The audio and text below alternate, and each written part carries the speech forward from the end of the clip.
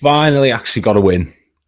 Right, it's not 5 losses in a row. It's not 5 defeats in a row for the first time since 1953. I mean, that was the last time that we lost 5 matches in a row. We've broke the streak.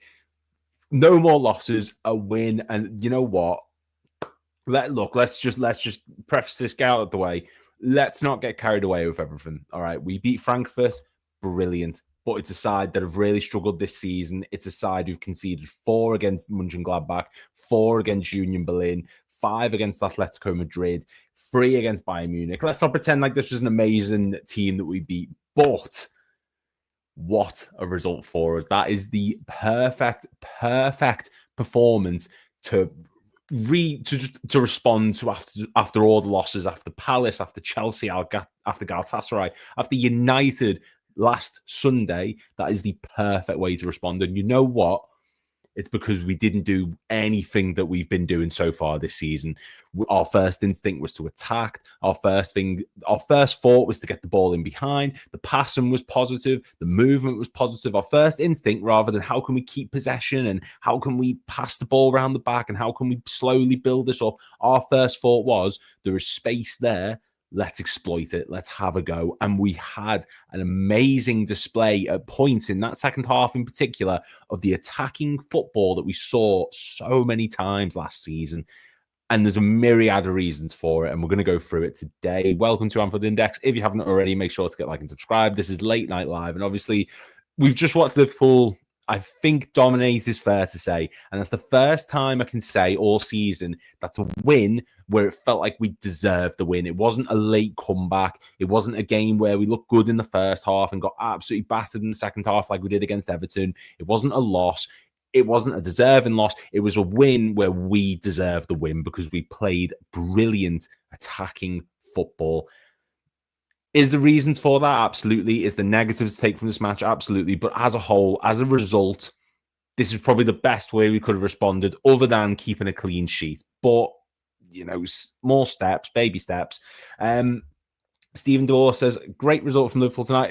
It's a phenomenal result. And like I said at the beginning, let's not get carried away here. We beat a Frankfurt side who they ship goals for fun. Literally, I've got the results since the start of the season up on my thing here. So they conceded 1 against Bremen, 1 against Hoffenheim, 3 against Leverkusen, 1 against Galatasaray, 4 against Union Berlin, 4 against Mönchengladbach, 5 against Atletico Madrid, 3 against Bayern Munich, 2 against Freiburg. Like there is clearly a defensive flaw in their game, but that's a big win for us.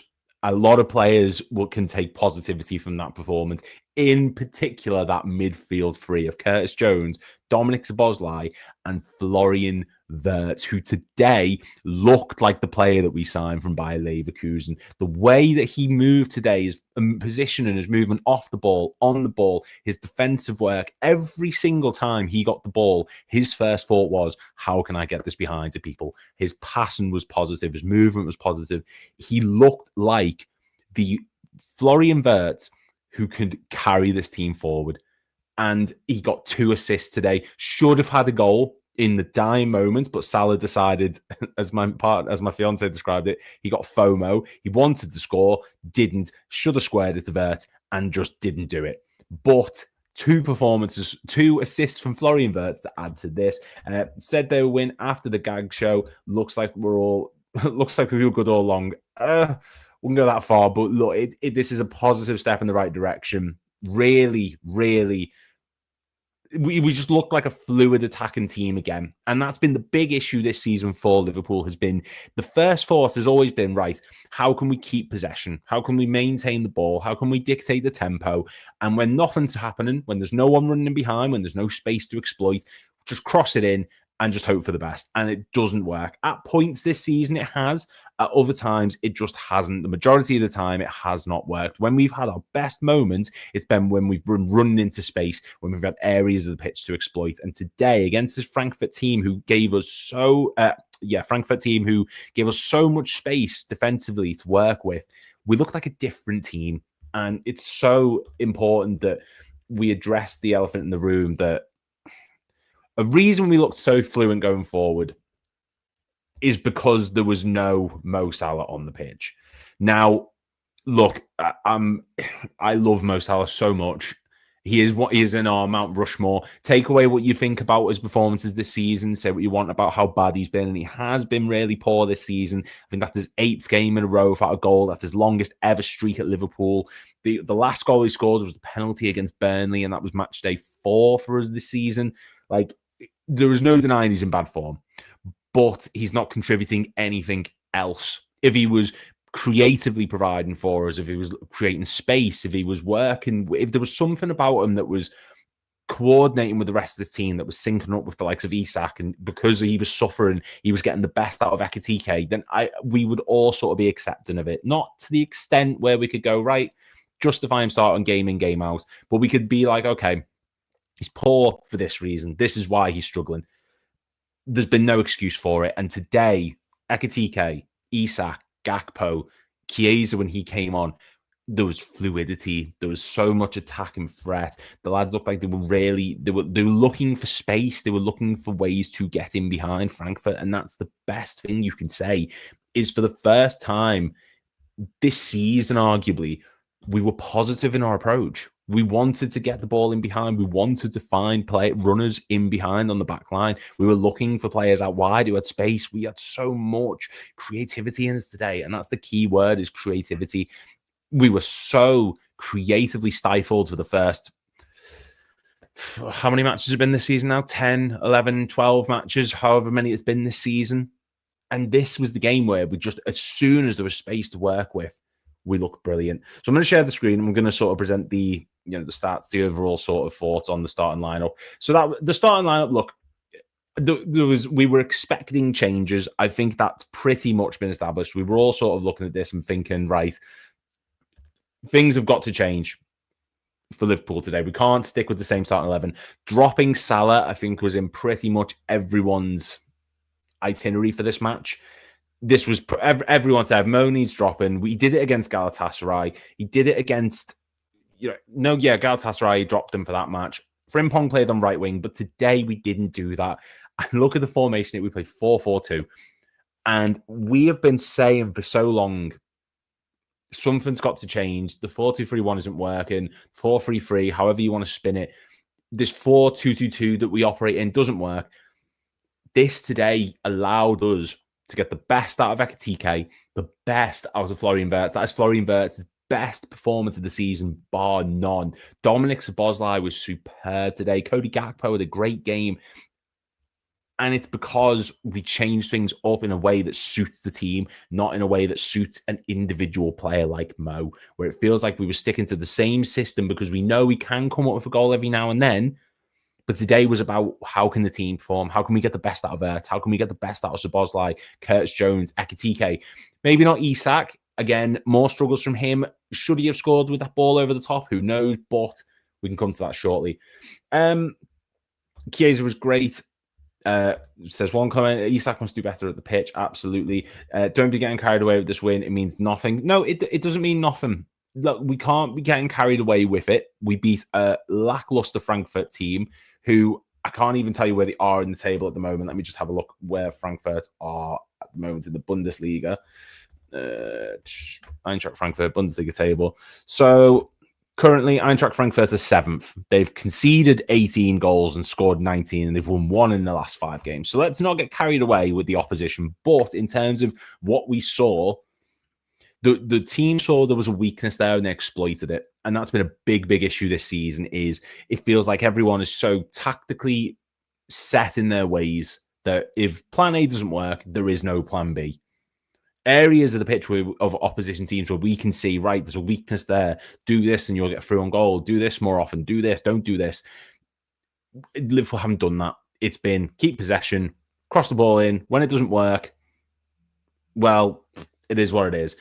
Today, it was try plan A. As soon as that didn't work in that first half, as soon as we conceded the first goal, we went, right, switching this up. 2 set-piece goals today. Get Aaron Biggs a mural in Anfield, because those 2 goals were brilliant. And I suppose we'll sort of break down all the goals.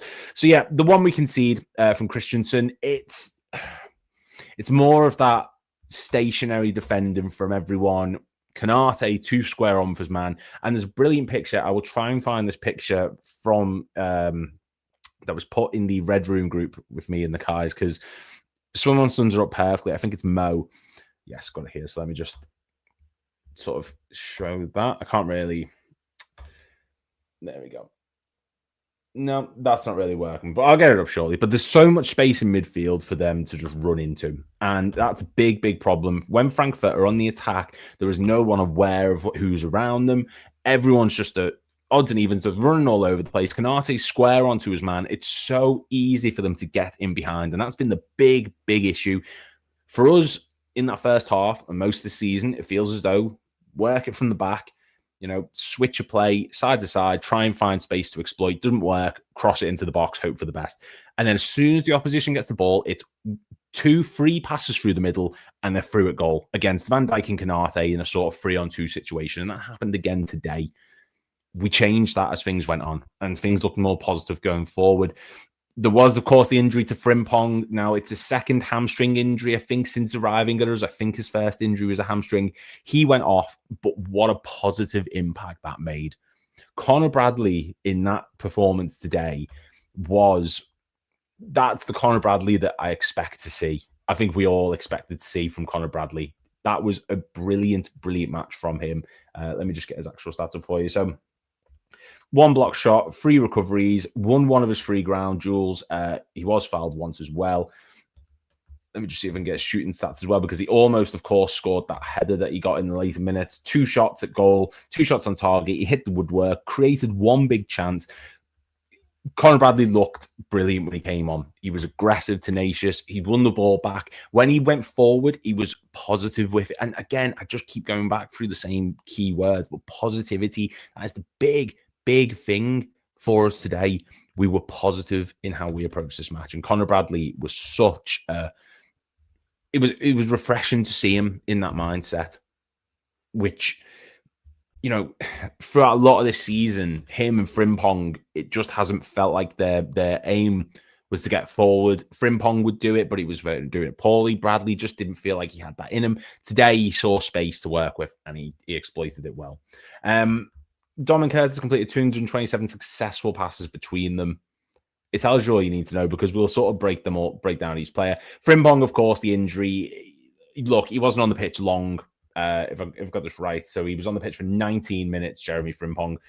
Didn't do much wrong, didn't do much right. It's hard to gauge someone in 19 minutes. A lot of the attack for Frankfurt seems to be going down his side to start with, so take of that what you will. He did get beat once from what I can recall. But yeah, Canate, much better, and he actually scored a goal. He actually scored a header for us. It was a brilliant header as well. Set pieces today at the near post in particular were brilliant. But yeah, Canate, great performance from him today. Got subbed off. Don't know if it's a fitness concern. Don't know if it's just rotation, because the original plan, I believe, was for Van Dijk to go off for Gomez. Canate is the one who gets switched off instead, but is what it is. He was great today. That is the Canate that we expect to see. He was so good on the turn when he was relied upon to go back defensively. His recovery pace was brilliant. His passing range was superb. He was composed. And the thing about us today as well, another thing that I keep saying, at times, today, whenever we saw a chance to go forward, we did it. But we didn't lose that sense of controlling the game, recycling the ball, giving it back to the defenders at big moments. And Canate today showed real level-headedness about him, where he was very calm at the back. Whenever the ball would go to him, he was moving himself well. He was looking for the right pass. He was creating space for himself, for others to pass to him. It was a more mature performance. And, when you're next to this man, Van Dijk, who, again, there aren't enough superlatives to explain just how top quality of a player Van Dijk is. 6 clearances, 7 recoveries, won 3 of his 4 aerial duels, won one of his 1 ground duels. His passing range, 92% accuracy, passing in opposition half, 91%. There's few defenders more composed than Virgil van Dijk, and so many people are saying now, well, Gabriel might be the best. Gabriel at the moment might be the best on form, but Van Dijk is he's on another plane, because this is a performance that Gabriel, people will be looking at it and saying, wow, what a player, What a defender, best in the world by far. This is just Van Dijk's average performance today. He didn't have a massive amount of defending to do, but when he did, 9 times out of 10, he was pretty faultless. The goal, yeah, okay, fair enough. And a lot of people taking the mick after that Chelsea game for the whole lean and defensive work, not going to someone. But as a back line as a whole, as said here perfectly, it was a solid back line. We looked like any ball that came towards us, we were the first to win it. Van Dijk and Konate so quick on the turn when they were going towards their own goal. And Andrew Robertson, right. I said months ago, Andrew Robertson, there's a reason why we kept him in this team. Because what he provides is level-headedness, leadership, experience. Kostas Tsimikas does not have the performance that Andrew Robertson does there tonight. And I will die on my hill saying that. Tsimikas is a good defender. Robertson tonight was brilliant. When he was going forward, he looked like the Andrew Robertson that we were used to seeing and have seen for nearly a decade. He was phenomenal when he was going forward. Defensively, 2 interceptions. One is 1 tackle, 2 of his 5 ground duels, 5 recoveries. His actual passing range, 88% accuracy of his passes, 1 assist, 1 big chance created, 1 key pass, crossing. A lot of his crosses tended to be low driven. He was aiming for people in the middle of the box. We got intercepted quite a lot there, but as an overall, he kept the back line in check. He was quick on the turn. He was ready to. He knew where danger was coming from, Andrew Robertson, and he was fantastic tonight. And it's great to see because you had so many people saying he's washed, he's done, he's past it. He showed tonight that he's still contributing to this team, and he's given Kerkez actually food for thought because I don't see Kerkez putting in that type of performance. I don't see him doing that. Do we concede the first goal if it's Kerkez? Maybe not because of the space that they've got, but there's like if I'm Slot now and I'm looking at this next game against Brentford, who there's probably not going to be as much space to work with, and I've said space about 50 times today, but that's the main thing to discuss. I wouldn't be opposed to Robertson getting game time. I really, really wouldn't. He was that is the experience that we expect to see from him. Cody Gakpo, brilliant. Obviously got subbed off 74 for Alexis McAllister, but he got his goal as well from the Florian Wirtz assist, the first of 2. He got an assist of his own, 3 big chances created, 4 key passes. That was the Cody Gakpo that I want to see more of. That Cody Gakpo who, when he gets the ball, isn't afraid to take on someone, isn't afraid to beat a man. I don't want to see more of the Cody Gakpo who gets the ball, holds it up, cuts inside, loses it because he's trying to pass it to the midfielder. That he will pass it to a midfielder who will suddenly have 3 people around him. He'll get tackled, and we're getting counter-attacked against. I want Cody Gakpo running into space. I want him pressed as close to the fullback as possible, the opposition fullback, trying to get behind them. Because when he does, he has games like this, and this is one of his best, arguably his best performance of the season so far for us. More of it, because that's why we kept Gakpo instead of Diaz. That's why Gakpo was given the contract instead of Diaz, because he gives us moments like this, and I want to see more of it. Curtis Jones, people will slate Curtis Jones. A lot of people will say, look, holds onto the ball too long. Defensively, what does he do for us? He just slows the game down. He passes sideways. He passes backwards. I think in this game where you can get carried away, you need someone like Curtis Jones who can slow the play down. And there's a comment saying, do people realize how crap Frankfurt are? They've conceded like 50 in the last 5 games. Absolutely. And I've said this before, we can't get carried away with the opposition, but it's a 5-1 win. It's the first time we've scored 3 goals in the first half since West Ham last December. I will get carried away with this because it's a win, and it's a big win for us in terms of the scoreline. The opposition's poor. But this is the first time this season where we've played a side and we've come away after battering them. Like some of the teams we've played this season, we played Southampton, who just got relegated last season. We made it a struggle. Played Everton, who have had a good season, but there's no reason we should be scraping through that match. We played Burnley, who almost got a point from us, and it took a late last-second penalty to beat them. So whether we're playing Frankfurt, Real Madrid, City, Southampton, League 2, Forest Green, or League 1, wherever they are now, I can't remember off the top of my head, I will celebrate it like it's a big win for us because we needed this win after the 4 losses that we've just had. It's disappointing that it's against this caliber of team, but it's still important. Bro team Arsenal massacred yesterday. Let's go beat Frankfurt 5-1. Look, if we start playing the whole game with this team beat this team and then they lost to this team and this team, you'll just go in a big circle. All right. Like that's just football, unfortunately. But yeah, Curtis Jones kept the tempo, 96% pass accuracy, 122 of 127 successful, 94 of 98 passes in the opposition half, 96 success rate, 1 long ball accuracy. I want Curtis Jones for these type of matches where you need someone to just calm down the tempo at times. Because I think if you'd had, if we'd have had a Florian Wirtz, a Szoboszlai, and the McAllister, the first thought process from all of them is get the ball forward, just keep going forward.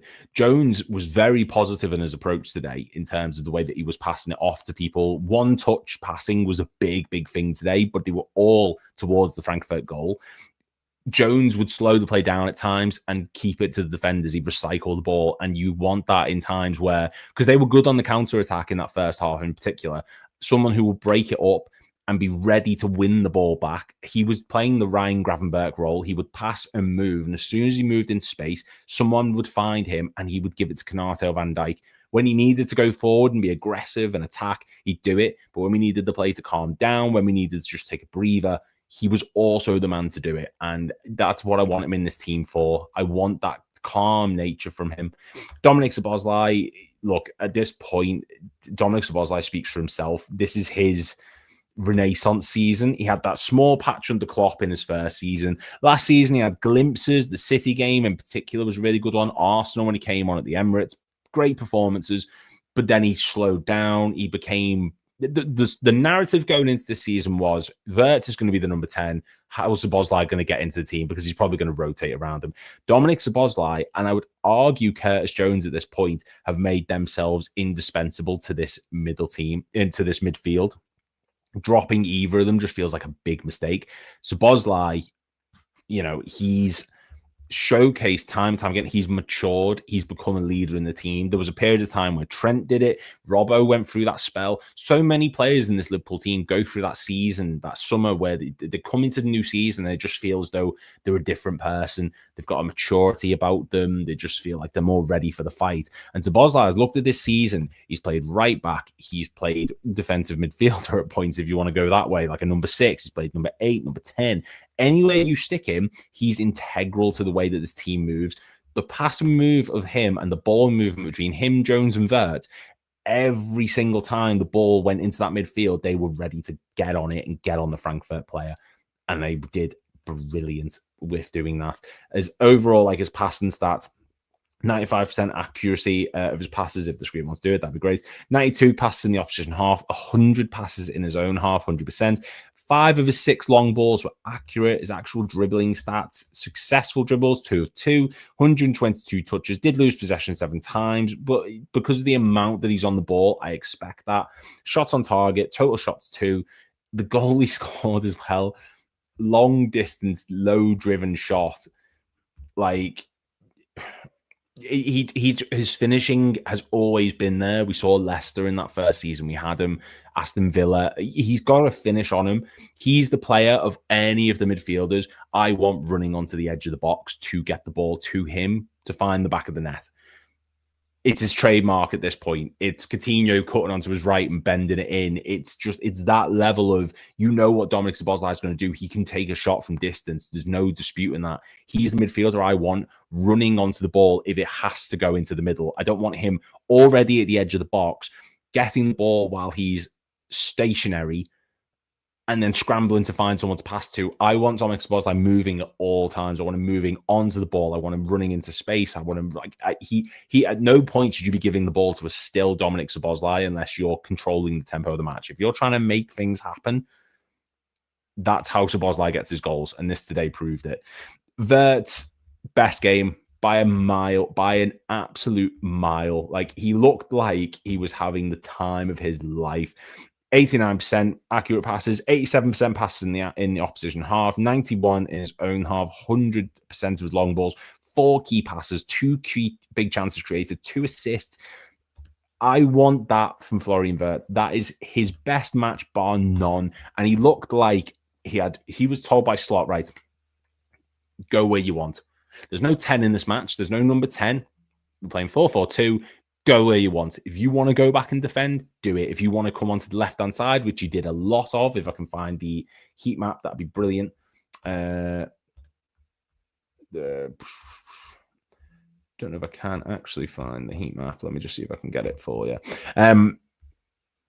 No, he was told, look, you can go wherever you want. That sums it up right there, the heat map for Florian Wirtz.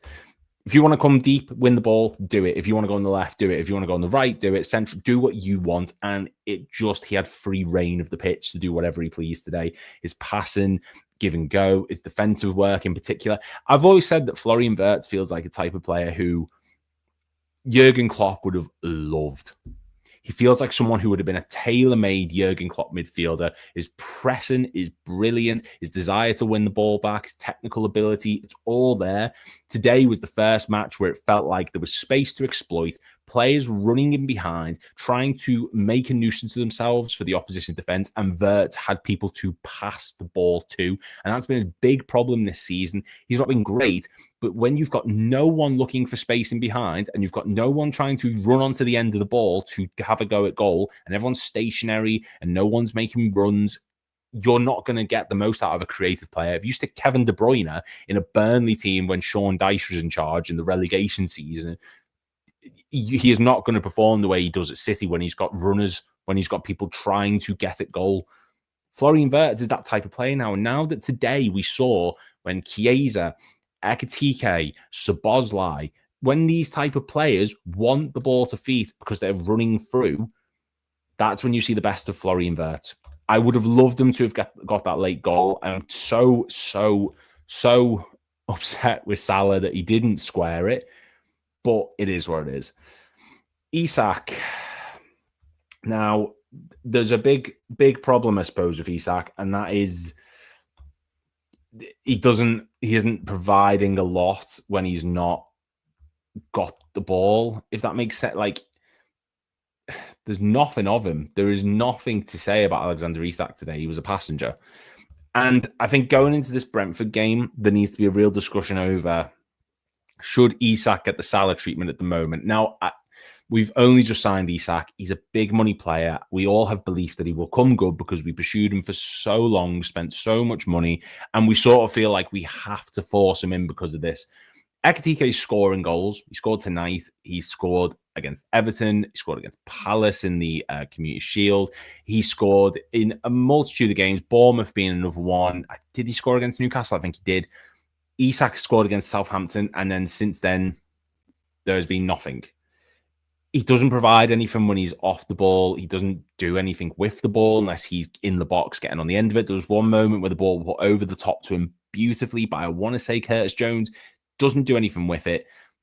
There's a worry there. And for Alexander Isak, who came with such a reputation, there will be pressure on him and stress like never before because we've never spent this kind of money. We've never been in this situation before. We've had big money acquisitions like we saw with Nunez, how quick the fans can turn when you're not producing. And Isak's in that same boat now. This was the game for him to come on. If he hadn't have started this game and had come on later on when we'd figured out, right, this is how we get in behind them. This is the space we've got to work with. This is the space in between the defenders. There's the pockets, the channels that we can run into here. Maybe we would have saw an Isak goal. But by that point, he'd already been taken off the pitch. Was it injury? We don't know. I've heard rumours that it may be. Not sure. But it is what it is.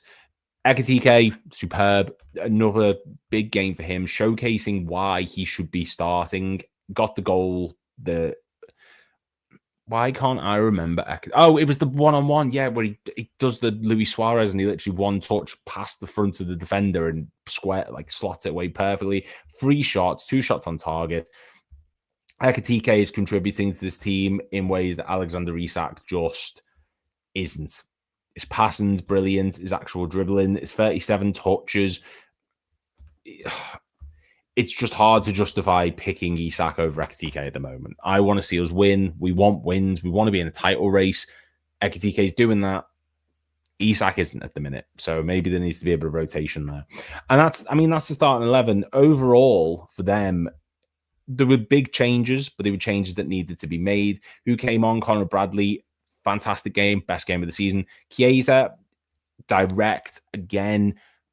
I love Chiesa. Should have scored that bicycle kick, maybe, but is what it is. McAllister came on, great to see him get some minutes, and he was actually very positive with his playing overall. He sort of sat as the deepest of the midfield three at that point. Jones sort of dipped deep at moments, but his role was a bit more of an attacking sense. McAllister was putting through balls that I think he put through a brilliant one to Mo Salah as the game went on. One key pass, that'll be that one. 86% pass accuracy. 2 of his 2 passes in his own half. 1 out of 1 long balls. That'll be Salah's one.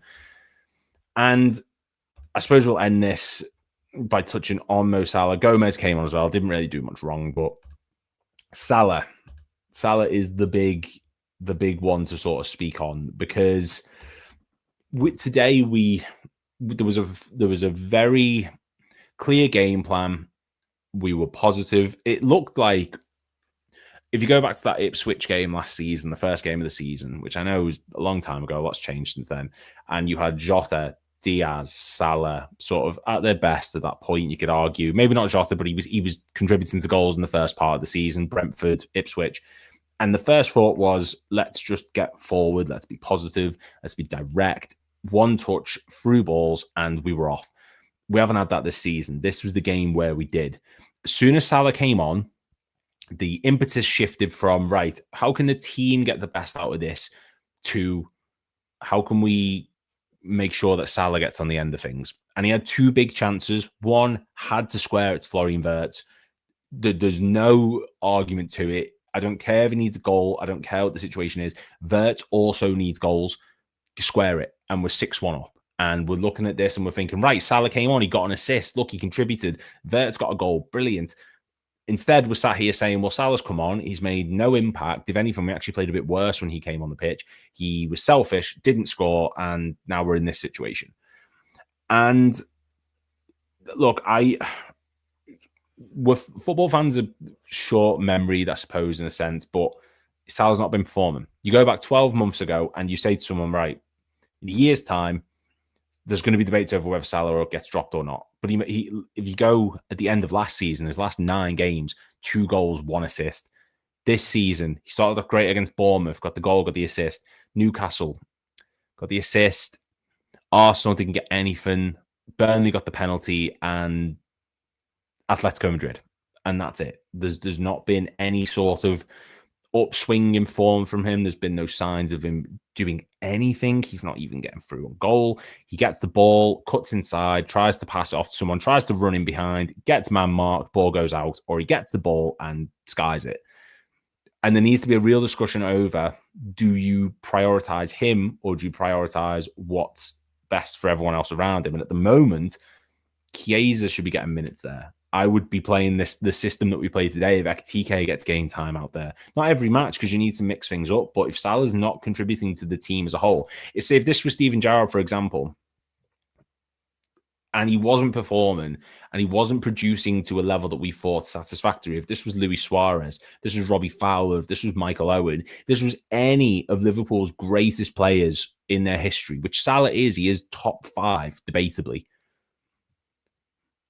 You can't sit there and say, right, well, you need to keep picking him on name merit alone, because it doesn't work that way. If he's not contributing to goals, if he's not contributing to assists, if he's not contributing to the overall play and is actually a detriment to the way in which we want to play, there needs to be a genuine discussion over whether or not he should start this next match against Brentford, because he's not going to have space against Brentford. Brentford are going to sit deep. Brentford are going to make it a hellhole for us to go to when we go to GSAC Stadium. That's not going to be an easy match. And like I said before, just saying Brentford will be a true reflection. It will. Salah's not going to have space to work with in that match. He's not going to have the free run of a back line that's just conceded 5 goals and then he comes on the pitch and thinks, I can get a goal here. It's not going to work that way. I'm hoping that he can get back to form, but if he's not, you need to be playing the people who are contributing more. Gakpo, Chiesa, Ekitike. That should be your starting 3.